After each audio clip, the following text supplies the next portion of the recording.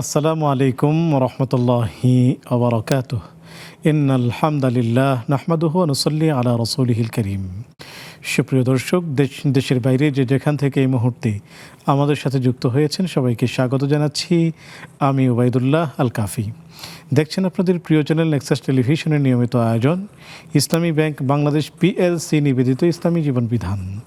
সরাসরি সম্প্রচারিত আয়োজন শুরু করছি মহান রব্বুল আলামিনের পবিত্র নামে। বিসমিল্লাহির রহমানির রহিম। যিনি এক এবং অদ্বিতীয়, পড়ছি তার শানে সুবহানাল্লাহি ওয়া বিহামদিহি সুবহানাল্লাহিল আযীম। বিশ্বজগতের মহামানব নবী রহমত রসুল করিম সাল্লাল্লাহু আলাইহি ওয়াসাল্লামের শানে পড়ছি আল্লাহুম্মা সাল্লি ওয়া সাল্লিম আলা আবদিকা ওয়া হাবিবিকা মুহাম্মাদিন ওয়া আলিহি ওয়া সাহবিহি আজমাইন। সুপ্রিয় দর্শক, অন্যান্য দিনের মতো আজও একটি চমৎকার বিষয় নিয়ে আলোচনা হবে। সেই সাথে আপনাদের জানতে চাওয়া বিষয়গুলোরও সুন্দরতম উত্তর দেওয়া হবে এবং আলোচনা এবং আপনাদের জানতে চাওয়া বিষয়গুলোর উত্তর দেওয়ার জন্য এই স্টুডিওতে আমন্ত্রিত হয়েছেন খ্যাতিমান ইসলামিক স্কলার বিদগ্ধ আলেম দ্বীন, আমাদের অগ্রজ অত্যন্ত শ্রদ্ধাভাজন ব্যক্তিত্ব শেখ মুহাদ্দিস মাহমুদুল হাসান হাফিজাহুল্লাহ। চলুন আমরা শেখের সাথে সালাম বিনিময় করে নিচ্ছি। আসসালামু আলাইকুম রাহমাতুল্লাহি ওয়া বারাকাতুহু। ওয়ালাইকুম আসসালাম রাহমাতুল্লাহি ওয়া বারাকাতুহু। শেখ কেমন আছেন? আলহামদুলিল্লাহ, আপনি কেমন আছেন? আলহামদুলিল্লাহ, আমিও ভালো আছি। আপনাকে অনেক অনেক শুকরিয়া আজকের এই দিনে আমাদেরকে সময় দেওয়ার জন্য। শুকরান। সুপ্রিয় দর্শক, আপনাদেরকে অনেক অনেক প্রীতি ও শুভেচ্ছা জানাচ্ছি যারা এই মুহূর্তে নেক্সাসের পর্দায় চোখ রেখেছেন এবং এই আয়োজনটি উপভোগ করছেন, সেই সাথে আল মদিনা আহরণ করছেন। শুরুতেই বিষয়টি জানিয়ে দেব। বিষয় জানিয়ে দেওয়ার আগে আমরা আমাদের ফিলিস্তিনের ভাই এবং বোনদের প্রতি সংহতি প্রকাশ করছি, যা আমেরিকাতে বিভিন্ন ইউনিভার্সিটিগুলো আন্দোলন করছে। আমরা তার সাথে একাত্মতা পোষণ করছি। একই সাথে বাংলাদেশ থেকেও যদি কেউ পতাকা উত্তোলনের ডাক দেয় তাহলে সেই সাথেও আমরাও সেখানে একাত্মতা পোষণ করছি এবং ফিলিস্তিনের যে কোনো বিষয়ে আমরা ফিলিস্তিনের সেই সব ভাইদের বোনদের পাশে আছি যাদের বাড়ি ঘরগুলোকে ধসিয়ে দেওয়া হয়েছে, শিশুদেরকে হত্যা করা হয়েছে, নারীদেরকে হত্যা করা হয়েছে, যাদের যুবকদেরকে বন্দি করা হয়েছে এবং ব্যাপক হত্যাযজ্ঞ চালিয়ে সেখানে বিরান ভূমিতে পরিণত করা হয়েছে। আমরা সেসব মাজলুম ভাইদের পাশে আছি, থাকবো আজীবন ইনশাআল্লাহ তাআলা। সুপ্রিয় দর্শক, আজকে আমরা কোন বিষয় নিয়ে আলোচনা করব? আজকের বিষয় হলো আমরা যে মাসটিতে যেতে চলেছি, সামনে সবচেয়ে বড় ইবাদতের মৌসুম হজ। তো হজে সাধারণত বৃদ্ধ, যুবক, তরুণ, কিশোর অনেকে গিয়ে থাকে। তো আসলে যে বয়সে হজ করা উত্তম, এই চমৎকার বিষয়টি নিয়ে আজকে আমরা আলোচনা শুনবো শাইখের কাছ থেকে। এবং স্ক্রিনে দেখানো আছে একটি নাম্বার, তা ব্যবহারের মাধ্যমে আপনিও যুক্ত হবেন এই জমজমাট আয়োজনের সাথে এবং জেনে নেবেন অজানা বিষয়গুলো। সেই সাথে ফেসবুক এবং ইউটিউবে সম্প্রচারিত হচ্ছে এই আয়োজন, সেখানেও মূল্যবান কমেন্টস করে আপনি আমাদের সাথেই থাকবেন। চলুন কথা না বাড়িয়ে আমরা হজের বিষয়ে, হজের মতো পবিত্রতম একটি ইবাদত, যা 5টি মৌলিক ইবাদতের একটি হলো হজ। তো সেই বিষয়টি পালন করা আসলে কোন বয়সের মুসলিম নারী এবং যুবকদের জন্য, নারী এবং মুসলিম নারী এবং নরর জন্য আসলে উত্তম, আমরা জানতে চাইব শাইখের কাছে। চলুন আমরা শাইখের কাছে যাচ্ছি। শেখ, যদি বলতেন, হজের মৌসুম আসছে এবং 9 তারিখ থেকে প্রথম ফ্লাইট উড্ডয়ন শুরু হবে। বাংলাদেশ থেকে হাজী সাহেবগঞ্জ যাবেন হজ পালনে। যদি বলতেন যে বয়সে হজ করা উত্তম। আলহামদুলিল্লাহ ওয়াসসালাতু ওয়াসসালামু আলা রাসূলিল্লাহ ওয়া আলা আলিহি ওয়া সাহবিহি আজমাইন, আম্মা বা'দ। খুব সুন্দর একটি প্রসঙ্গ। হজের মৌসুম শুরু হয়ে গেছে অলরেডি, কারণ যখনই রমাদান শেষ হয়ে যায় তারপর থেকে আসলে মূলত জিলহজ পর্যন্ত পুরো সময় এবং মাসগুলোই হজের জন্য, অর্থাৎ শাওয়াল, জিলকদ এবং জিলহজ, এই 3টি মাসই মূলত হজের প্রস্তুতির মাস। তো আমরা শাওয়াল অতিক্রম প্রায় শেষের দিকে, আমরা অলরেডি আমাদের লাস্ট জুমা চলে গেছে। আমরা জিলকদ মাসে ঢুকবো ইনশাল্লাহ এবং জিলহজ মাসে তো হজের মূল কার্যক্রম শুরু হয়। তো ফলে একেবারেই সময় উপযোগী একটি বিষয়। তবে বিষয়টি খুব নান্দনিক হয়েছে। স্বাভাবিকভাবে হজের কোনো মাসলা মাসাইল এখানে আনা হয়নি, আনা হয়েছে যে কোন বয়সে আসলে হজ করা উত্তম। খুব সুন্দর একটি ব্যাপার। দেখুন, আমরা হাদিসের দিকে তাকালে দেখব শুধু হজ কেন, যে কোনো ইবাদতের ক্ষেত্রেই আল্লাহ সুবহানাহু ওয়া তাআলা বান্দার কাছে যেই বয়সটি তিনি বেশি পছন্দ করেন সেটি হচ্ছে একজন ইমানদার বান্দির তার যৌবন কাল বা তার তারুণ্য বা যৌবন, তারুণ্যদীপ্ত তার যে চেতনা যখন তার মধ্যে কাজ করে, যৌবন যখন তার ভেতরে পূর্ণ মাত্রায় যখন প্রবাহিত হতে থাকে, যৌবনের রক্ত যখন টকবক করতে থাকে, সেই সময়টির ইবাদতই আল্লাহ তাআলার কাছে বেশি পছন্দনীয়। কারণ মানুষ যখন শিশুবেলা থাকে তখন তো তার উপরে শরিয়তের হয়তো বিধিবিধানগুলো ওইভাবে করে কার্যকর হতেও তো সময় লাগে, বালেগ হওয়ার পরে সেটা হয়। তখন হয়তো সে ইবাদতের ওই আন্তরিকতা, ওই ইবাদতের প্রতি মজা, ওইটা এখনও সে বুঝে উঠতে পারে না। আবার বৃদ্ধকালে কিন্তু একজন মানুষের শারীরিক, মানসিক, তার চোখের জ্যোতি, তার শ্রবণ শক্তি সব কিছু কিন্তু ধীরে ধীরে কিন্তু দুর্বল হয়ে যায়। ফলে ওই সময়ে আল্লাহর প্রতি যে ভালোবাসার যে বহিঃপ্রকাশটা যেভাবে দেখানো মানে প্রয়োজন, সেটা কিন্তু সম্ভব হয় না। মাঝখানে থাকে হলো তার যৌবনকাল। এই সময়টিতে একজন মানুষ চাইলে সে অনেক বেশি কিন্তু আল্লাহ তাআলার নৈকট্য অর্জন করতে পারেন ইবাদতের মধ্য দিয়ে। সে কারণে হাদিসে এসেছে যে কাল কিয়ামতের ময়দানে আল্লাহ সুবহানাহু ওয়া তাআলা 7 শ্রেণীর মানুষকে আল্লাহ তাআলা তার আরশে আজিমের নিচে, তিনি রহমতের ছায়ার নিচে, যে রহমতি চাদোয়ার নিচে তিনি জায়গা করে দিবেন। তার মধ্যে এক শ্রেণী হচ্ছে ওয়াশাবুন নাশা ফি ইবাদাতিল্লাহ, ওই যুবক যে তার যৌবনকালটাকে আল্লাহর গোলামিতে কাটিয়েছে। ফলে আমরা মনে করি হজের মতো গুরুত্বপূর্ণ ইবাদত এটাও আসলে যৌবনকালই হওয়া উচিত। আমরা কি দেখছি আসলে, বিশেষ করে আমাদের বাংলাদেশ বা সাবকন্টিনেন্ট, ভারত পাকিস্তান বা বাংলাদেশের কথা, ইন্ডিয়া, আমরা যখন এগুলো দেখি তখন দেখি যে এখানে অধিকাংশ ক্ষেত্রে হাজী সাহেবরা একেবারেই বয়সের শেষ প্রান্তে যখন পৌঁছে যান, একেবারে মানে 60 আপ, অর্থাৎ 60-এর পরে গিয়ে 70-75 এই বয়সে লোকেরা হজ করতে চেষ্টা করেন। ফলে হয় কি, হজ তো একটা আসলে জেহাদের মতো কাজ, যেটাকে জেহাদের সঙ্গে তুলনাও করেছেন রাসূল সাল্লাল্লাহু আলাইহি ওয়াসাল্লাম। আপনি আরাফাতের ময়দানে অবস্থান করা, মুজদালিফা রাত্রি যাপন করা, মিনাতে গিয়ে কঙ্কন নিক্ষেপ করা, তাই না, এরপরে সাফা মারওয়াতে সাই করা, এরপরে কাবা তাওয়াফ করা, সমস্ত কাজগুলোই কিন্তু প্রচুর পরিশ্রমের। 8 জিলহজ থেকে শুরু করে 12 জিলহজ পর্যন্ত একদম নন স্টপ ইবাদত। এখানে কোনো মানে মার্সি নাই, এবং এখানে কিন্তু কোনো বিশ্রামের সুযোগও কিন্তু পাওয়া যাচ্ছে না। তো এই যে একটা কাজ 5 দিন পর্যন্ত কন্টিনিউয়াসলি যে কাজগুলো করতে হয়, এটা একজন মানুষের পক্ষে বিরুদ্ধ হলে সম্ভব না, ছোট হলেও সম্ভব না, যৌবনকাল থাকলেই পরে তার পক্ষে সম্ভব। ইনশাআল্লাহ তাআলা শেখ আসবো, একজন দর্শককে যুক্ত করি। আসসালামু আলাইকুম ওয়া রাহমাতুল্লাহ। জি, ওয়ালাইকুম আসসালাম ওয়া রাহমাতুল্লাহ। হুজুর, আমার দুইটা প্রশ্ন আছে। প্রশ্নের আগে বলছি একটু, আমি আপনাদের আজকের প্রোগ্রামের ফার্স্ট কলার, আর আজকের সাবজেক্টটা হচ্ছে হজের বিষয় নিয়ে। আল্লাহ তাআলা আমাদের সকল মুসলমানকে হজ করার তৌফিক দান করুন, আমিন আর আমার নবীর রওজা যেন নিজের চোখে দেখার তৌফিক দান করেন। আমিন ইয়া রাব্বাল আলামিন। আমিন। হুজুর, আমার প্রশ্ন হচ্ছে, আমরা যে সহি সিজদা দেই নফলে, সুন্নতে, ফরজ নামাজেও কি সহি সিজদা দেওয়া যায়? আর হচ্ছে এই যে রব্বানা হাবলানা মিন আজওয়াজিনা ওয়া যুররিয়াতিনা কুররাতা আয়ুনিন ওয়াজআলনা লিল মুত্তাকিনা ইমামা, এই দোয়াটা কি আমার সঠিক আছে কিনা একটু বলবেন। আর এই দোয়াটা আমি নফল নামাজের পরে শেষ বৈঠকে আত্তাহিয়াতু দুরূদ শরীফের পর পড়ে থাকি, তো এটা আমার কি সঠিক নিয়ম আছে? আর এই দোয়াটা কি আমি ফরজেও পড়তে পারবো? মানে নফলে যে নিয়মে পড়ছি এটা কি ফরজ নামাজেও পড়তে পারবো? হুজুর, এই দুইটাই প্রশ্ন ছিল আমার। জি, শুকরিয়া প্রিয় বোন, আপনি আমাদের সাথেই থাকুন, শেখ উত্তর দিবেন ইনশাআল্লাহ তাআলা। জি, আসসালামু আলাইকুম ওয়া রাহমাতুল্লাহ। কে আছেন আমাদের সাথে? আসসালামু আলাইকুম। হুজুর ভালো আছেন? হ্যাঁ, আলহামদুলিল্লাহ আমরা ভালো আছি, নিশ্চয়ই আপনিও ভালো আছেন। জি আলহামদুলিল্লাহ। হুজুর, আমার একটা প্রশ্ন হচ্ছে যে আমার মেয়ের বয়স 2 বছর। হ্যাঁ, জি, আমি আমার আর্থিক সংকটের কারণে ওর আকিকাটা সম্পূর্ণ করতে পারিনি। তা এখন যদি আমি ওর আকিকা করি সেটা কি পরিপূর্ণ হবে? আর দ্বিতীয় প্রশ্ন হচ্ছে যে আপনার এই যে আমাদের আজকে দেশের মধ্যে, আমাদের বাংলাদেশের কথাই বলি, যে বিভিন্ন আজকে আলেম ওলামা, হ্যাঁ, হক্কানি বলেন বা বেদাতি বলেন, যাই বলেন আর কি, তো দেখা গেছে যে এক একজন এক এক দলে বিভক্ত। কেউ বলতেছে আমি হক, কেউ বলতেছে আমি বাতিল, এটা সেটা, মানে একজন আরেকজনের উপর চাপিয়ে দিচ্ছি। তো এটা কি ঠিক কিনা? তা আমরা মুসলমান যদি সব একত্রিত হই, তাহলে বিধর্মী বিজাতি যারা আজকে যে ইসরায়েলে ফিলিস্তিনের উপর যে মানে বর্বরতা, যে অন্যায় অত্যাচারটা তারা করতেছে, এটা তো আমাদের মুসলমানের মধ্যে দ্বিখণ্ডিত, মানে কিসের কারণে এটা হচ্ছে আমি মনে করি আর কি। এখন আমরা কি বাংলাদেশের সমস্ত মুসলমান এক হতে পারি না? আসসালামু জি, আলাইকুম। প্রিয় ভাই, আপনি আমাদের সাথেই থাকুন, শেখ উত্তর দিবেন ইনশাআল্লাহ তাআলা। শেখ, আমরা প্রশ্ন পেলাম সেজদায়ে সাহু, আমাদের এই বোন প্রথম কলার, তিনি জানতে চান যে নফল এবং সুন্নত নামাজে সেজদায়ে সাহু তিনি দেন, তিনি জানেন না যে ফরজ নামাজেও দেওয়া যায়। সেই ক্ষেত্রে উনি জিজ্ঞাসা করেছেন যে ফরজ নামাজেও কি সেজদায়ে সাহু দেওয়া যাবে? কেন দেয়া যাবে না? কারণ হলো আমাদের ভুল তো আসলে নফলেও হতে পারে, ফরজিও হতে পারে, ওয়াজিবেও হতে পারে।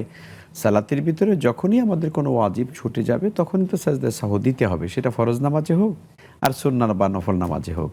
তো কাজী এটা সকল নামাজের ক্ষেত্রে প্রযোজ্য। জি, জাযাকুমুল্লাহু খাইরান। আমাদের বোন দোয়া পড়ছেন নফল এবং সুন্নত নামাজের পরে, রব্বানা হাবলানা মিন আজওয়াজিনা ওয়া যুররিয়াতিনা কুররাতা আয়ুন ওয়াজআলনা লিল মুত্তাকিনা ইমামা। এই দোয়াটি পড়া কি ঠিক আছে কিনা, পাশাপাশি এটি কি ফরজ নামাজের পরেও পড়া যাবে কিনা? জীবন এগুলো তো নফল নামাজ ইনশাআল্লাহ তাআলা আমরা যখন নফল নামাজ পড়ি বা অন্যান্য সুন্নাহ নামাজ পড়ি তখন আপনি পড়তে পারবেন। ফরজ নামাজে রাসূল সাল্লাল্লাহু আলাইহি ওয়াসাল্লাম যে দোয়াগুলো পড়েছেন সেগুলো পড়াই উচিত, তাই না? জি। বিশেষ করে এই দোয়াটির কথা পরামর্শ দেব, নবী সাল্লাল্লাহু আলাইহি ওয়াসাল্লাম সকল নামাজের ক্ষেত্রে সালাম ফিরাবার আগে এই দোয়াটি করতেন। আল্লাহুম্মা ইন্নী আউযু বিকা মিন আযাবি জাহান্নাম ওয়া আউযু বিকা মিন আযাবিল কবর ওয়া আউযু বিকা মিন ফিতনাতিল মাহইয়াই ওয়াল মামাত ওয়া আউযু বিকা মিন ফিতনাতিল মাসিহিদ দাজ্জাল আল্লাহুম্মা ইন্নী আউযু বিকা মিনাল মা'সামি ওয়াল মাগরাম। এই সুন্দর দোয়াটা যা আপনার আমার জন্য অনেক কল্যাণময় দোয়া। এই দোয়াটা রাসূল সাল্লাল্লাহু আলাইহি ওয়াসাল্লাম সকল নামাজের মধ্যেই সালাম ফিরাবার আগে সর্বশেষ দোয়া মাসুরা হিসেবে পড়তেন। তো কাজী রাসূল সাল্লাল্লাহু আলাইহি ওয়াসাল্লাম থেকে বর্ণিত যে দোয়া মাসুরাগুলো এগুলো পড়াটাই আমাদের জন্য শ্রেয় হবে। জি, জাযাকুমুল্লাহু খাইরান। আমাদের একজন ভাই জানতে চেয়েছেন, মেয়ের বয়স 2 বছর, তো তখন ছোটবেলায় আকিকা দেওয়া হয়নি কোনো কারণে, তো এখন কি আকিকাটা যদি দেওয়া হয় তাহলে আদায় হবে? সুন্দর প্রশ্ন করেছেন। রাসূল সাল্লাল্লাহু আলাইহি ওয়াসাল্লাম বলেছেন কুল্লু গুলামিন রাহিনুম বিআকিকাতিহি, পৃথিবীর প্রতিটি সন্তানই মানে আকিকার সঙ্গে আবদ্ধ থাকে। আর এই আকিকার বিধানটির ব্যাপারে হাদিসের সামনের দিকে বলা হয়েছে যে তুজবাহু আন সাবিঈ ইয়াউমা সাবিঈহি, অর্থাৎ এটা সপ্তম দিনে করতে হয়, স্বাভাবিক সুন্নাহ এটা সপ্তম দিনে করা, না পারলে 14, না পারলে 21। তো আপনি বলেছেন 2 বছর হয়ে গেছে, আপনার আর্থিক সঙ্গতি ছিল না, এখন আপনি করতে পারবেন কিনা? অবশ্যই পারবেন, কারণ একটি সুন্নাহ আমল জিন্দা রাখা উচিত। আমরা অনেকে নিরুৎসাহিত করে সুন্নাহ আমল না করলে কি হয়, না করলে কি হয় এটা বলা উচিত না। কারণ আপনি যখন আপনার সন্তানের আকিকা করবেন আপনার সন্তানও জানবে যে আমার বাবা আমাকে আকিকা করেছে। আকিকা কি? এভাবে একটা করতে হয়, এভাবে একটা প্রাণী জবাই করতে হয়, তাই না? তো এই সুন্নাহটা আমাদের জীবন্ত রাখা উচিত। নবী সাল্লাল্লাহু আলাইহি ওয়াসাল্লাম বলছেন কিয়ামতের আগে প্রত্যেকটা হারানো সুন্নত যখন মানুষ জিন্দা করবে সেজন্য 100 শহীদের মানে সওয়াব সে যেন মানে অর্জন করবে। এই জন্য প্রত্যেকটা সুন্নাহকে আমাদের মজবুত করে ধরা উচিত। তবে হ্যাঁ, যেহেতু সুন্নাহ আপনি যদি এখনও না করেন কোনো গুনাহ নেই, তবে অবশ্যই করা উচিত বলে আমরা মনে করি। আপনার যেহেতু সামর্থ্য আছে করে ফেলবেন ইনশাআল্লাহ তাআলা। জাযাকুমুল্লাহু খাইরান। আমাদের ভাই প্রশ্ন করেছিলেন যে আলেম ওলামাদের মধ্যে বিভক্তি এবং দুশ্চাপাচাপি, একজন বলছে আমি হক, আরেকজন বলছেন আমি হক, আসলে হক কি? এ জাতীয় বিভেদ এবং বিভাজন কি আসলে উচিত, না ঐক্যের সেই প্ল্যাটফর্মে যাওয়া উচিত? সুন্দর কথা বলেছেন ভাই, অনেক লম্বা আলোচনার দাবি রাখে। তো সংক্ষেপে বলতে হবে আমাদের, যেহেতু লাইভ অনুষ্ঠানের সময় কম। আসলে আমরা একে অপরকে যে কাদা ছোড়াছড়ি করি এগুলো আসলে কোনো মৌলিক মানে বিষয়ে হওয়া উচিত না, এবং আমাদের মধ্যে ঝগড়া আসলে কোনো মৌলিক বিষয় নাইও আমি মনে করি। মুসলমানদের মধ্যে মৌলিক কোনো মানে আল্লাহ এক, এ ব্যাপারে কারো কোনো দ্বিমত আছে? নামাজ 5 ওয়াক্ত কেউ দ্বিমত করে? রমজান মাসে রোজা রাখা যাবে না কেউ বলে? কেউ বলে না তো। তাহলে মৌলিক সব ব্যাপারে আমরা এক, আলহামদুলিল্লাহ। তাহলে এইটা আমরা চিন্তা করি যে আমরা কিন্তু মৌলিক সবাই এক আছি।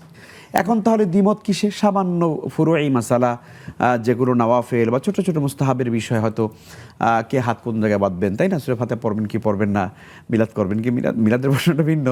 কিছু কিছু ব্যাপার নিয়ে আমাদের মধ্যে ইখতিলাফ আছে। তো এগুলো নিয়ে আসলে মনে রাখতে হবে সাহাবায়ে কেরামের জামানায় কি ছিল, মাসালাগত বিভিন্ন। আব্দুল্লাহ ইবনে মাসউদ একটা কথা বলেছেন, আব্দুল্লাহ ইবনে ওমর একটা বলেছেন, তাই না? আমরা ইমাম আবু হানিফা রাহিমাহুল্লাহ তাআলা তিনি একভাবে মাসালা দিয়েছেন, আবার ওটাকে দ্বিমত করেছেন ইমাম শাফি রাহমাতুল্লাহ, তাই না? তো এই যে ইসলামের এই যে মাসালাগত ছোট্ট ছোট মাসালা যেগুলো ফরজ নয়, ওয়াজিব নয়, এই যে এই মাসালাগুলোর ব্যাপারে যে আমাদের দ্বিমত অথবা মতের ভিন্নতা, এটা ইসলামের নান্দনিক সৌন্দর্য। কারণ যে কোনো কাজের ব্যাপারে একাধিক কাজ করবার অপরচুনিটি যখনই থাকে তখন সেটা সুন্দর হয়। ধরুন আপনি চিটাগং যাবেন, এখন যদি বলা হয় সবাই ট্রেনে যাও, তাহলে কিন্তু হবে মানে এখানে যাওয়ার পরে ট্রেন আছে, যে চাই ট্রেনে যাবে, বাস আছে কেউ বাসে যাবে, বিমান আছে কেউ বিমানে যাবে, তাই না? তো ইসলামের কিছু কিছু ব্যাপার আছে একাধিক কাজ করার সুযোগ থাকে। এইটা কিন্তু নান্দনিকতা, এটা ভিন্নতা কিছু নয়, এটা ইখতিলাফ নয়। তো এই জন্য আমাদের ভিতরে মাসালাগত বা মানে মতপার্থক্য থাকবে, ভিন্নতা থাকবে, কিন্তু আমাদের ভিতরে চিন্তার ঐক্য যেন কখনো নষ্ট না হয়। মানে অন্তরের যে একটা মানে কাছাকাছি নৈকট্য, এইটা যেন কখনো দূরত্বে চলে না যায়। আর আমাদের এই ইখতিলাফ অথবা মতবিরোধ, মাসালাগত মতভেদ যখন আমাদের ঝগড়ায় পরিণত না হয়। তো এই জন্য কেউ যদি কাউকে এভাবে মানে ফতুয়া দেন যে উনি হক না আমি হক, এটা ঠিক না, এটা তো শয়তানি চরিত্র। শয়তান বলেছে যে আনা খাইরুম মিনহু, আমি তার চাইতে ভালো। তাহলে কোনো মানুষ যদি বলে যে আমি ও ভালো না আমি ভালো, তাহলে ধরে নেবেন যে 100% তার মধ্যে শয়তানি চরিত্র ঢুকে গেছে। এই জন্য যে বিনয়ী মানুষ সে নিজেকেই সবচেয়ে বেশি পাপী মনে করে, অন্য একজন ইমানদার ভাইকে ভালো মনে করে। তো কাজে আসুন আমরা আসলে ঝগড়া কমাই দিয়ে সবাইকে আরও বুকে টেনে নেওয়ার চেষ্টা করি ইনশাল্লাহ। আর যে ঐক্যের কথা আপনি বলেছেন, নিশ্চয়ই আমরা যদি ঐক্যবদ্ধ হতে পারি তাহলে পৃথিবীর কাফিররা আজকে মানে মুসলমানদের উপরে যেভাবে করে নিপীড়ন করছে, বিশেষ করে জায়নবাদী গোষ্ঠী যেভাবে মুসলমানদেরকে নিধন করছে, আমরা মনে করি মুসলমানরা এক এবং অভিন্ন যদি হয়, কান্নাহুম বুনিয়ানুম মারসুস, আল্লাহ তাআলা যেমনটা কোরআনে কারিমে মানে উপমা দিয়েছেন যে তারা যেন সীসা ঢালা প্রাচীরের মতো ঐক্যবদ্ধ। যদি আমরা সেভাবে হতে পারি তাহলে ইনশাআল্লাহ তাআলা আমরা আমাদের নিজেদের রীত ঐতিহ্য আমরা ফিরে পাবো ইনশাআল্লাহ। ইনশাআল্লাহ তাআলা। আসসালামু আলাইকুম ওয়া রাহমাতুল্লাহ। জি, আসসালামু আলাইকুম। হ্যালো, আসসালামু আলাইকুম। ওয়া আলাইকুম আসসালাম। জি, আপনাকে হ্যালো, আমি যে দুটো প্রশ্ন করতে চাই, সেটা হলো এক নম্বর হলো যে আমরা সেই ছোটবেলা থেকে আমাদের ফ্যামিলি তো নানা দাদারা পীর ছিলেন, বড় বড় মাওলানা ছিলেন। তো ওনারা সবসময় বলতেন যে শুনে আসছে আর কি যে 7.5 ভরি সোনা থাকলে জাকাত দিতে হবে, আর যদি তোমার 2-3 ভরি থাকে তাহলে দিতে হবে না। আবার যদি তোমার টাকা থাকে তুমি টাকার জাকাত দিবা, কিন্তু সোনার জাকাত দিবা না। আবার ধন সম্পদের টাকাও কিন্তু দিতে হয় না, জাকাত দিতে হয় না। এখন কিছু অনেক মাওলানারা বলে যে আপনি যেহেতু 3-4 ভরি স্বর্ণ আপনার জাকাত দিতে হবে না, কিন্তু আবার কিছু মাওলানারা বলে যে না, আপনি যেহেতু 10 লক্ষ বা 15 লক্ষ টাকা আছে, আপনার টাকার সাথে আপনার এই 2-3 ভরির জাকাতের টাকা মিলিয়ে ও জাকাতটা দিতে হবে। আমার এই 2-3 এটা তো আমি ইউজ করতেছি, এই গয়নাটা আমি ইউজ করতেছি, এটার সাথে আমি তো জানি যেহেতু এটা দিতে হবে না, 3 ভরি 3.5 দিতে হয় না। হ্যাঁ, আর ওটা দিব, আমি দিচ্ছি। কিন্তু অনেক মাওলানা বলে, অনেকে বলে না। এখন আমি এটা দৃঢ়ভাবে জানতে চাই, এটা কোরআন শরীফের কোন সূরায় কোন কত নম্বর আয়াতে লেখা আছে যে 3 ভরি এইটার জাকাত দিতে হবে? এটা আমি একটু প্লিজ ক্লিয়ারলি এটা জানতে চাই। আমার ওইটা নিয়ে আমি খুব টেনশনে আছি। আর আরেকটা জিনিস কি, অনেকে বয়সের জন্য আর কি হাতে পায়ে ব্যথা থাকে, তো আসর নামাজের 4 রাকাত সুন্নত, এশাতে 4 রাকাত সুন্নত বা তাহাজ্জুদটা যদি বসে পড়ে, সে কি অর্ধেক সওয়াব পাবে নাকি পুরোটাই সওয়াব পাবে? এটা কিন্তু সে বয়সের জন্য পারতেছে না, তার বয়সের জন্য হাত পা ব্যথা করে, তো খরচটা সে দাঁড়িয়ে পড়ে কোন রকম কষ্ট করে, কিন্তু এই নামাজগুলো আসরের এই যে একটু পারবে জি, কিনা। প্রিয় বোন, আপনি আমাদের সাথেই থাকুন, শায়েখ উত্তর দিবেন ইনশাআল্লাহ তাআলা। আসসালামু আলাইকুম ওয়া রাহমাতুল্লাহ। জি, ওয়ালাইকুম আসসালাম। জি জি, হ্যালো। জি, প্রিয় বোন, আপনাকে স্বাগতম, প্রশ্নটি করুন। আমার একটা প্রশ্ন ছিল। জি জি হুজুর, আমার জন্য দোয়া করবেন, আমি সন্তান সম্ভব না। আমার প্রশ্ন হলো গিয়া যে আমার যে রোজার সময় যে অনেক সময় বকশিস পায় বা সালামি পায়, আত্মীয় স্বজনের টাকা পয়সা দেয়, ওই টাকা জমানো টাকা দিয়ে কি ছেলে মেয়ের আকিকা দেওয়া যাবে কিনা? জি, প্রিয় বোন, আপনি আমাদের সাথেই থাকুন, শায়েখ উত্তর দিবেন ইনশাআল্লাহ তাআলা। সুপ্রিয় দর্শক, দেখছেন আপনাদের প্রিয় আয়োজন ইসলামী জীবন বিধান, নিবেদক ইসলামী ব্যাংক বাংলাদেশ পিএলসি। সময় হলো একটি বিজ্ঞাপন বিরতিতে যাবার, একটু পরেই ফিরছি আপনাদের প্রশ্নগুলো নিয়ে, আমাদের সাথেই থাকুন।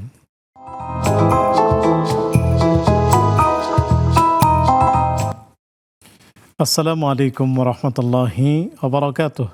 সুপ্রিয় দর্শক, বিরতির পর সাদর আমন্ত্রণ জানাচ্ছি আপনাদের প্রিয় আয়োজন ইসলামী জীবন বিধানে, নিবেদক ইসলামী ব্যাংক বাংলাদেশ পিএলসি। আলোচনা করছেন শেখ মাহমুদুল হাসান হাফিজাহুল্লাহ, সাথে আছে আমি ওবায়দুল্লাহ আল কাফি। আলোচনা চলছে যে বয়সে হজ করা উত্তম, সেই সাথে পেয়েছি আপনাদের কিছু প্রশ্ন, জানতে চলে যাচ্ছি সরাসরি শেখের কাছে।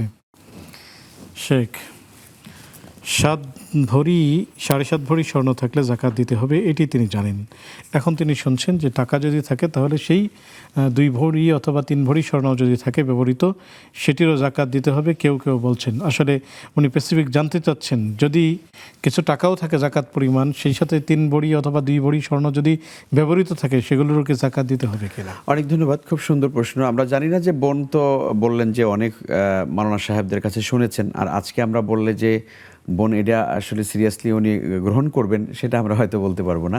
উনি আমাদের সমাধান নেবেন কি নেবেন না। তবে মূল মাসালা হলো এটাই যে শুধু কারো কাছে যদি স্বর্ণ থাকে তাহলে তার নেশাব হলো 7.5 ভরি, কোনো সন্দেহ নেই। আপনার কাছে শুধু মানে কোনো টাকা, নগদ টাকা নেই, আপনার কাছে ব্যবসায়িক কোনো পণ্য নেই, আপনার অন্য জাকাতযোগ্য অন্য কোনো সম্পদ নেই, কেমন, শুধুমাত্র আপনার কাছে স্বর্ণ আছে, সেটির নিসাব 7.5 ভরি, কোনো সন্দেহ নেই। সেটি 7.5 ভরি কম যদি হয় তাহলে আপনাকে জাকাত দিতে হবে না। এটা হলো প্রথম কথা। কিন্তু কারো কাছে স্বর্ণ আছে, আমরা জানি জাকাতযোগ্য অনেক সম্পদ আছে, তার মধ্যে স্বর্ণ, রৌপ্য, নগদ মানে নগদ টাকা, নগদ ক্যাশ, তাই না? তারপরে হলো আপনার ব্যবসায়িক পণ্য, তারপরে গবাদি পশু, তাই না? এরপরে ফসলের জাকাত তো আলাদা আছেই। এই সব কিছুর উপর কিন্তু জাকাত হয়। এখন কথা হচ্ছে যে আপনার কাছে কিছু স্বর্ণ আছে, কিন্তু আপনার কাছে নগদ টাকা আছে না? আছে তো। আপনার কাছে ব্যাংক ব্যালেন্স আছে না? আপনার কাছে ব্যাংকে বন্ড আছে না? আছে তো। আরও বিভিন্ন ডিপোজিট আছে না? আছে তো। তো এই সব কিছু মিলে যখন আপনি জাকাত যখন কাউন্ট করবেন তখন আপনাকে সবটা ধরতে হবে। আপনার কাছে এত নগদ টাকা আছে, আমার কাছে এতটুকুন স্বর্ণ আছে, আমার এতটুকুন রৌপ্য আছে, আমার ব্যবসায়িক পণ্য এটা আছে, আমার ব্যাংকে নগদ ক্যাশ এটা আছে। এই সব টোটাল কাউন্ট করার পরে কিন্তু আপনি কত হলো এটাকে আপনি যখন টাকায় নিয়ে আসবেন তখন আপনি 1,02,500 টাকা করে, তার মানে 2.5% করে আপনাকে জাকাত দিতে হবে। তো কাজেই এটাই হলো মাসালা। আপনি যেটা বলেছেন যে যারা বলেছেন যে স্বর্ণ যদি 3-4 ভরিও থাকে আর অন্য যদি টাকা পয়সা থাকে তাহলে তার সঙ্গে একসঙ্গে জাকাত দিতে হবে, এটাই বিশুদ্ধ কথা। আপনাকে দিতে হবে এটা, কারণ আপনার যেহেতু জাকাতযোগ্য আরও সম্পদ আছে। হ্যাঁ, কোনো সম্পদ নেই, শুধু আপনার স্বর্ণ আছে, 7.5 ভরি না হলে তার জাকাত দিতে হবে না। কিন্তু অন্য সম্পদের সঙ্গে যখনই মিলে যাবে তখন টোটালটা কিন্তু জাকাতের আওতায় চলে আসবে। 1। 2 নম্বর হলো ব্যবহৃত স্বর্ণের জাকাত। অধিকাংশ উলামা একরাম ইসলামিক স্কলারদের মতামত হলো এটা অবশ্যই দিয়ে দিতে হবে। কেউ কেউ বলছেন যে না দিলে চলে, কিন্তু আমরা যদি আল্লাহ আমাকে ধরে ফেলেন, আমি বিপদে পড়ে গেলাম না, তো আমি সন্দেহে কেন যাচ্ছি যে কেউ বলছেন না দিলেও চলবে। তো আল্লাহ যদি কিয়ামতের দিন বলেন যে রাসূল তো বলেছিলেন যে তুমি কি তোমার হাতের এই চুড়িটা স্বর্ণ নিয়ে জাকাত দিয়েছো, রাসূল বলছেন না, একজন নারীকে বলেছেন, একজন মুসলিমা নারীকে বলেছেন। তো কাজে আমরা ব্যবহৃত স্বর্ণের জাকাত দিয়ে দেওয়াটাই আপনার আমার জন্য অধিক বিশুদ্ধ এবং আপনার আমার মানে জাহান্নাম থেকে মুক্তির জন্য অনেক বেশি সতর্কতা। শুকরিয়া, জাযাকুমুল্লাহ। শেখ, বয়সের কারণে নফল এবং সুন্নত নামাজগুলো বসে বসে পড়েন, এই ক্ষেত্রে কি তিনি সওয়াব অর্ধেক পাবেন না পূর্ণই পাবেন? আমরা জানি না আপনি ফরজ এবং সুন্নত সকল নামাজই পড়েন কিনা। আমরা আপনাকে পরামর্শ দিতে চাই আপনি ফরজ সালাতটা দাঁড়িয়ে পড়ার চেষ্টা করবেন, আমরা এটা বলছি। তারপরে ইসলাম তো আসলে মানুষকে কখন আটকিয়ে রাখে না। যদি কোনো মানুষ পড়তে না পারেন, সেটাও যদি পড়তে না পারেন ব্যথার কারণে, তাহলে অবশ্যই আপনি বসে বসে পড়তে পারবেন।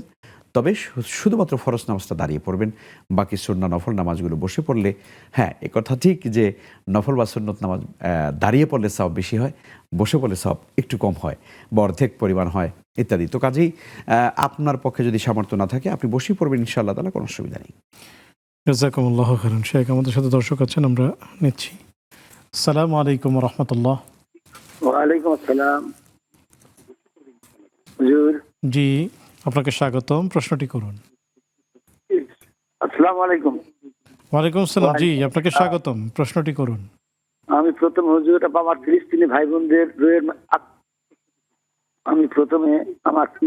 বোনদের রুহের মাগফিরাত কামনা করছি। আচ্ছা, আমার প্রশ্ন হুজুর, আমি একটা বইতে দেখলাম, কবরের আযাব নামে বইতে পাইলাম, আমার রাসূল সাল্লাল্লাহু আলাইহি ওয়াসাল্লাম নিজেই বলছেন যে আমি যদি আযান কানে শুনতে পাই আমাকে মসজিদে জামাতে যায় নামাজ পড়তে হবে। তো আমার যাবার মতো পরিস্থিতি না থাকলে আমাকে ধরে নিয়ে যায় কাতারে খাড়াই করে দিতে হবে। তো হুজুর, আমার প্রশ্ন, কাতারে খাড়াই করে দিলাম, কিন্তু আমি যাই মসজিদে যে চেয়ারে যদি বসে নামাজ পড়ি তাহলে আমার কি নামাজ হলো? এইটা বলে যাবে। আর আরেকটি প্রশ্ন হুজুর, পিতামাতার কবর জিয়ারত করতে যে কোনো দিন তো যাইতে পারি, যে কোনো সময় যাইতে পারি, কিন্তু এখানে জুমার দিনের কথাটা একটু বেশি করে গুরুত্ব দেওয়া হয়েছে। কথাটা কতটুকু সত্য আমাকে একটু বোঝায় বলবেন। জি প্রিয় ভাই, আপনি আমাদের সাথেই থাকুন, শেখ উত্তর দিবেন ইনশাআল্লাহ তাআলা। আসসালামু আলাইকুম ওয়া রাহমাতুল্লাহ। ওয়ালাইকুম আসসালাম ওয়া রাহমাতুল্লাহ। আচ্ছা, আমি একটু জানতে চাচ্ছি, ওই যে আপনার আওয়াবিনা নামাজ তো মাগরিবের পরে পড়া হয় 6 রাকাত, কিন্তু আপনার ওই যে কি বলে ইশাকের নামাজের পরে দোহার নামাজ আর চাষের নামাজটা কখন কখন পড়ে আর মানে কয় রাকাত করে, এটা যদি একটু বলতেন। কারণ আমি তো দিন শুনলাম হুজুরে আমাদের তফসিরে বললেন যে এই ফরজ নামাজ পড়ার পরে, ফজরের ফরজ নামাজ পড়ার পরে আপনার ওই কি বলে সূর্যোদয়ের পরে 2 রাকাত পড়ার জন্য, কিন্তু আমরা তো আসলে ওই ইশাকের নামাজ পড়ি 4 রাকাত। আমি একটু কনফিউজ হয়ে যাচ্ছি, যদি একটু বলতেন একটু সুবিধা হতো। জি প্রিয় দর্শক, আপনি আমাদের সাথে থাকুন, শেখ উত্তর দিবেন ইনশাআল্লাহ তাআলা। শেখ, বেশ অনেকগুলো প্রশ্নই আমাদের হাতে এসেছে। আমরা আপনার কাছে জানতে চাইব, রোজায় অনেকে বকশিস দিয়ে থাকেন। আমাদের এক বোন জানতে চেয়েছিলেন, সেই বকশিসের টাকা দিয়ে যদি আকিকা করা হয়, হাদিয়া দিয়েছে, কেউ গিফট করেছে, প্রেজেন্টেশন করেছে, সেই টাকা দিয়ে যদি আকিকা করা হয় তাহলে আকিকা আদায় হবে কিনা? হয়ে যাবে, কোনো অসুবিধা নেই। কারণ যেটা আপনার জন্য হাদিয়া এসেছে এটা আপনার জন্য হালাল, আপনার ব্যবহার করবার অধিকার আছে, তাই না? আপনার মিল্কিয়াত বা মালিকানায় চলে আসছে, আর আপনি নিজ মালিকানায় এই অর্জিত টাকা বা সম্পদ দিয়ে আপনি যে কোনো নেকামল করতে পারেন, কোনো অসুবিধা নেই। জি, জাযাকুমুল্লাহ খাইরান। আজান শোনার সাথে সাথেই মসজিদে যাওয়ার কথা বলা হয়েছে, তো সেই ক্ষেত্রে উনি একটু ক্ষোভ প্রকাশ করেছেন যে আজান শুনে মসজিদে যাওয়া হলো, গিয়ে চেয়ারে বসে নামাজ পড়া, এটা কেমন হলো? যদি বলতেন। না, উনি তো আসলে ঠিক বলেছেন, একদিকে ঠিক আছে, আরেকদিকে তো আজান শুনে উনি মসজিদে গিয়েছেন, এটা তো ভালো কাজ করেছেন, তাই না? ধরুন আজান শুনে একদল লোক মসজিদ থেকে মানে বিপরীত দিকে চলতে শুরু করে দেয়, আজান হচ্ছে এদিকে, উনি বিপরীত দিকে যায়, মসজিদে আসলেন না, তো সেই লোকের চাইতে এই লোকটা কি ভালো নয়? নিশ্চয়ই ভালো যে উনি আজান শুনে মসজিদে গিয়েছেন, জামাতের সঙ্গে নামাজ আদায় করার চেষ্টা করছেন, জামাতে সামিলও হয়েছেন। হ্যাঁ, হয়তো বসবার কারণে বা অসুস্থতার কারণে হয়তো চেয়ারে বসেছেন, যদিও চেয়ারে বসাটা আসলে সুন্নাহ এর কাছাকাছি নয়, বরং সুন্নাহ থেকে অনেক দূরে, বা এটা বসতেও ওলামায়ে কেরাম নিরুৎসাহিত করে থাকেন। তো পরে মানে আমরা বলি যে একান্ত চেয়ারে না বসাটাই উত্তম হবে, কারণ হাদিসের মধ্যে বলা হয়েছে যে তুমি দাঁড়িয়ে নামাজ পড়ো, না পারলে বসে, না পারলে শুয়ে, ইত্যাদি। তো মাঝখানে মিডলে চেয়ার তো নাই, এটা ওলামায়ে কেরামের বক্তব্য। তবে কেউ কেউ বলেন, বা আমরা জানি যে সর্বশেষ এই ফতোয়াটি এসেছে, যে কোনো মানুষ যখন একদম নিরুপায় হয়ে যায়, চেয়ারে ছাড়া বসার কোনো সুযোগ হয় না, তখন সে এটা এবাহাতান বসতে পারবে। জায়েজ বা বৈধ হিসাবে এই ফতোয়া দেওয়া হয়, বসতে পারবে, জায়েজ হবে, নামাজ হয়ে যাবে। তো কাজে সেই বিবেচনায় কেউ যদি একান্ত ঠেকে যান তাহলে বসবেন। তবে আমরা জানি যে লোকটি বসে নামাজ পড়েন সেও কিন্তু বাড়ি থেকে হেঁটে গিয়েছেন, তাকে তো কেউ খাটিয়ে করে নিয়ে যায় না মসজিদের মধ্যে। তো যেই লোকটি হেঁটে যেতে পারেন সেই লোকটি তো অবশ্যই নামাজের ভিতরে অবশ্যই দাঁড়িয়ে, ফরজ নামাজে দাঁড়িয়ে নামাজ পড়তে হবে, তাই না? এখন উনি যদি ফরজ নামাজে যদি উনি বসে বসে পড়েন তাহলে এই ব্যক্তির নামাজ হবে না, কারণ ইচ্ছাকৃতভাবে সামর্থ্য থাকার পরেও যদি কোনো ব্যক্তি সালাতের ভিতরে কিয়াম না করেন, যেটা ফরজ, তাহলে তার নামাজ হবে না, ফরজ ছুটে গেলে নামাজ হয় না। তো এই জন্য আমাদের চেষ্টা করা উচিত, অবশ্যই ইমাম যখন দাঁড়াবে, যখন রুকু সেজদা করতে তার কষ্ট হবে, তখন হয়তো সে চেয়ারের সহযোগিতা নিতে পারে। তো কাজে আপনি যেটি বলেছেন এটা একদিকে যেমন সত্য, অন্যদিকে আমরা এই কথা বলে যারা মসজিদে যায় তাদেরকে আমরা নিরুৎসাহিত না করি। জাযাকুমুল্লাহ খাইরান। সুপ্রিয় দর্শক, দেখছেন আপনাদের প্রিয় আয়োজন ইসলামী ব্যাংক বাংলাদেশ পিএলসি নিবেদিত ইসলামী জীবন বিধান। সময় হলো একটি বিরতিতে যাবার, ফিরছি একটু পর, আমাদের সাথেই থাকুন।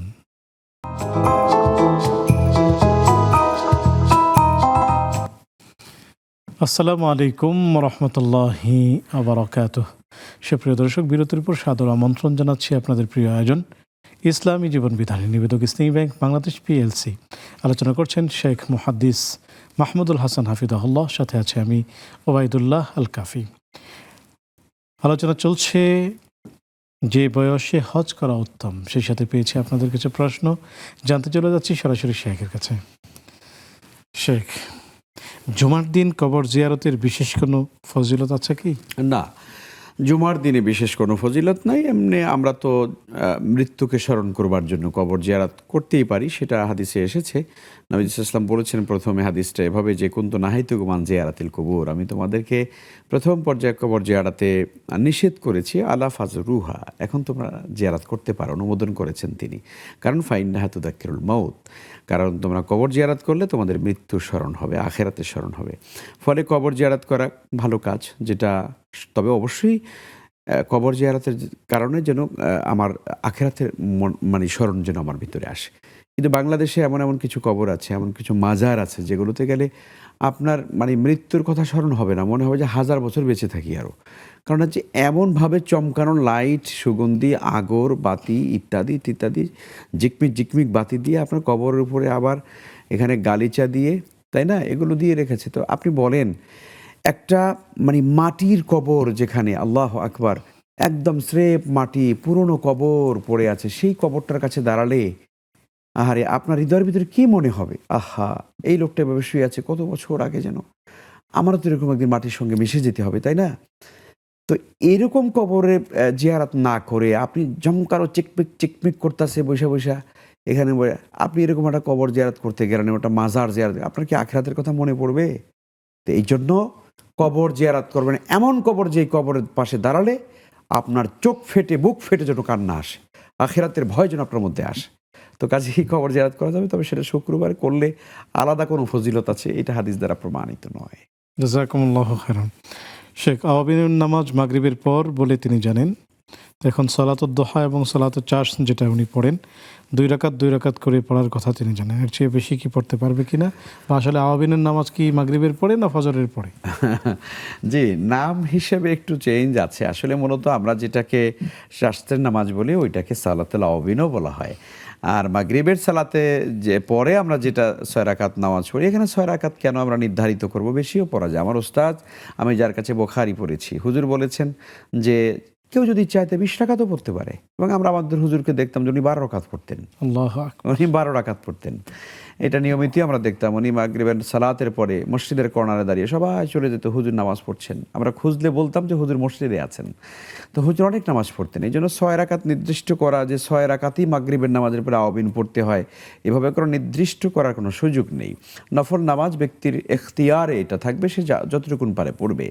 তবে এই নামাজটাকেই যে আওয়াবিন নামাজ করে আমরা নিয়েছি এটাও সঠিক নয়, কারণ আওয়াবিনের সালাত আসলে মূলত চাশতের বা সালাতুদ দোহা যেটাকে বলা হয় সেটারই একটা নাম কিন্তু সালাতুল আওয়াবিন। তো কাজে আপনি বেশি কম পড়তে পারবেন, অসুবিধা নেই। আর একটা প্রশ্ন যেটা ছিল সেটা হচ্ছে যে চাশ এবং দোহা, হ্যাঁ, এই নামাজ কি 2 রাকাতই পড়বে না এর চেয়ে বেশি? হ্যাঁ, মানে ইশরাকের নামাজের কথা বলেছি জি। সম্ভবত, ইশরাকের নামাজ। হ্যাঁ, হাদিসের মধ্যে একটা হাদিসে সুন্দর বলা আছে, কেউ যদি মানে ফজর সালাত পড়ে এবং সে যদি মুসাল্লা ত্যাগ না করে, মুসাল্লা যদি বসে থাকে, আজকারগুলো পড়বে, জিকির করবে, তেলাওয়াত করবে, আল্লাহর কাছাকাছি যাওয়ার চেষ্টা করবে, মোরাকাবার মধ্যে থাকার চেষ্টা করবে, তা কেমন, এবং সূর্য উদয় হওয়ার পরে 2 রাকাত নামাজ পড়বে। হাদিসে এভাবেই কথাটা এসছে। তো কাজে আপনি 2 রাকাত নামাজ পড়লেও আপনি ফজিলত পাবেন, তার জন্য আল্লাহ তাআলা একটি কবুল হজ এবং উমরার সওয়াব দান করবেন। সুবহানাল্লাহ। আপনি যদি চান যে না আমি আরো 2 রাকাত বাড়িয়ে পড়বো, আমি 4 রাকাত পড়বো, আলহামদুলিল্লাহ, কোনো অসুবিধা নেই, পড়া যেতে পারে। আপনি একই ফজিলত পাবেন ইনশাআল্লাহ। জাযাকুমুল্লাহু খাইরান। শেখ দর্শক অপেক্ষা করছে, আমরা নিচ্ছি। আসসালামু আলাইকুম ওয়া রাহমাতুল্লাহ। ওয়ালাইকুম আসসালাম। মোহতারাম, আমার প্রশ্ন ছিল, ফজরের জামাতে প্রথমত 2 জন মুসাল্লি আর ইমাম সাহেব একই কাতারে দাঁড়ায় আছেন। 1 রাকাত হয়ে যাওয়ার পরে মুসাল্লি বেড়ে 4 জন। তখন ইমাম সাহেব ওই কাতার ছেড়ে ইমামের জায়গায় চলে গেলেন। এখন আমার প্রশ্ন হলো, তো নামাজ শেষে ইমাম আবার থ্রেট করতেছে মুসাল্লিদের যে এই খালি জায়গাটা আপনারা পূরণ করলেন না কেন? আমি যে কাতার ছেড়ে সামনে আমার জায়গায় চলে গেলাম, আপনারা খালি জায়গাটা পূরণ করলেন না কেন? আপনারা কিছু বোঝেন না? তো মোহতারাম, আমার প্রশ্ন ছিল এই বিষয়টা যদি সঠিকভাবে একটু ব্যাখ্যা করতেন। জি, আরো কোনো প্রশ্ন? জি না। জি প্রিয় ভাই, আপনি আমাদের সাথে থাকুন, শেখ উত্তর দিবেন ইনশাআল্লাহ তাআলা। আসসালামু আলাইকুম ওয়া রাহমাতুল্লাহ। ওয়ালাইকুম আসসালাম ওয়া রাহমাতুল্লাহ। হুজুর, জি। আমার 3টা প্রশ্ন। জি। একটা প্রশ্ন হলো, আমাদের যে স্বর্ণ আছে এবং টাকাও আছে, দুইয়ের জায়গা দিতে হবে, কিন্তু আমাদের স্বর্ণগুলিকে আমরা ধরেন কম দামে কিনছি, এখন ওই দামের টাকা হিসাব করে দিব না এখন যে বর্তমানে যে এই স্বর্ণের দাম ওই হিসাবে জাকাত দিব? একটু জানাবেন, ঠিক আছে? জি। আর একটা প্রশ্ন হইলো যে কেউ যদি কারো কিছু নিয়ে যায় তাইলে ওটা কি তাকে ফেরত দিয়ে তার কাছে ক্ষমা চাইতে হবে নাকি এমনি ক্ষমা চাইলে হবে? ঠিক। আর একটা প্রশ্ন হইলো গিয়া, আমরা যে ধরেন আল্লাহর রাস্তায় দান সদকা করি, এটা তো আমাদের স্বামীর টাকা থেকে করি, মানে এটা কি এই সবটাকে আমরা পাবো নাকি উনি স্বামী পাবে? আমরা তো চাকরি করি না, ওনাদের টাকা থেকে আমরা দান সদকা করি, এই সবটা কে পাবে? হ্যাঁ। আর যদি আমরা যদি ওনার থেকে একটু ধরেন সংসারের খরচ করার জন্য বেশি টাকা নিই, তাহলে কি আমাদের কোনো হবে না হবে না? এই কিছু জানাবেন, ঠিক আছে? জি প্রিয় বোন, আপনি আমাদের সাথেই থাকুন, শেখ উত্তর দিচ্ছেন ইনশাআল্লাহ তাআলা। শেখ, ফজরের নামাজে ইমাম সাহেব মুসল্লিকে নিয়ে পাশাপাশি দাঁড়িয়েছেন, মুসল্লির সংখ্যা বেড়েছে, ইমাম সাহেব তার জায়গায় চলে গিয়েছেন। তো এটিকে আসলে উনি ঠিক করলেন কিনা? আবার ইমাম সাহেব বললেন যে আমি চলে গিয়েছি, আপনারা ফাঁকা জায়গাটা দুপাশ থেকে মানে কেন ভরাট করলেন না, পূর্ণ করলেন না? জি, যদি বলতেন সুন্দর করে। জি, অনেক ধন্যবাদ। খুব অভিজ্ঞ ইমামের পিছনে আপনার নামাজ পড়েছেন, আমরা ইমাম সাহেবের জন্য দোয়া করি।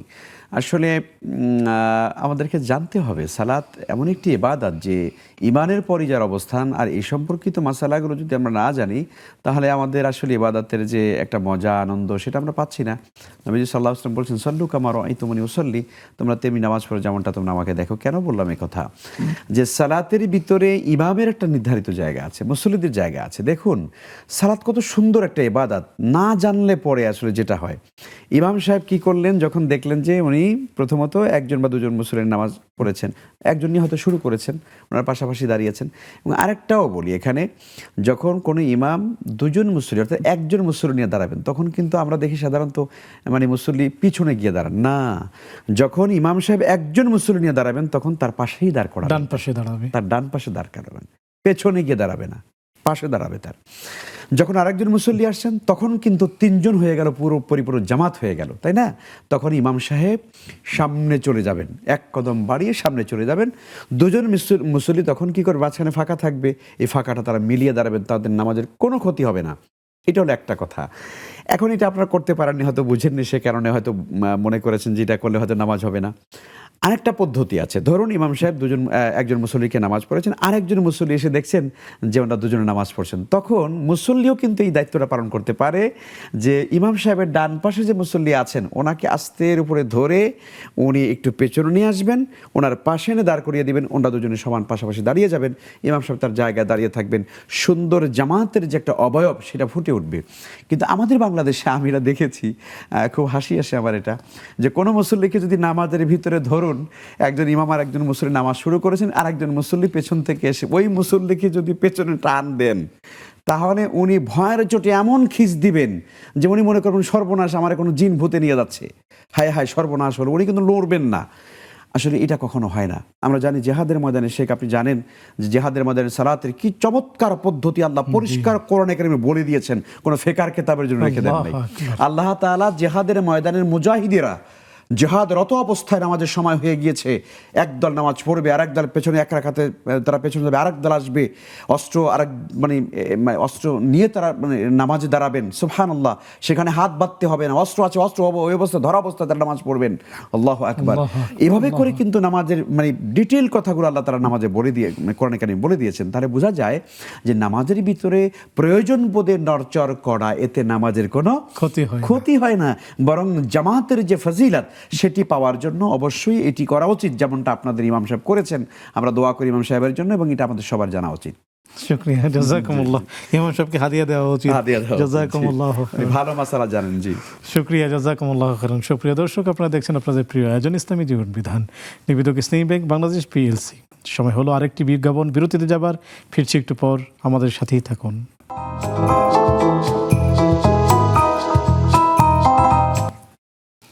আসসালামু আলাইকুম রহমতুল্লাহি ওবারাকাতুহ। সুপ্রিয় দর্শক, বিরতির পর সাদর আমন্ত্রণ জানাচ্ছি আপনাদের প্রিয় আয়োজন ইসলামী জীবন বিধানে, নিবেদক ইসলামী ব্যাংক বাংলাদেশ পিএলসি। আলোচনা করছেন শেখ মাহমুদুল হাসান, সাথে আছে আমি ওবায়দুল্লাহ আল কাফি। পেয়েছি আপনাদের কিছু প্রশ্ন, জানতে চলে যাচ্ছি সরাসরি শেখের কাছে।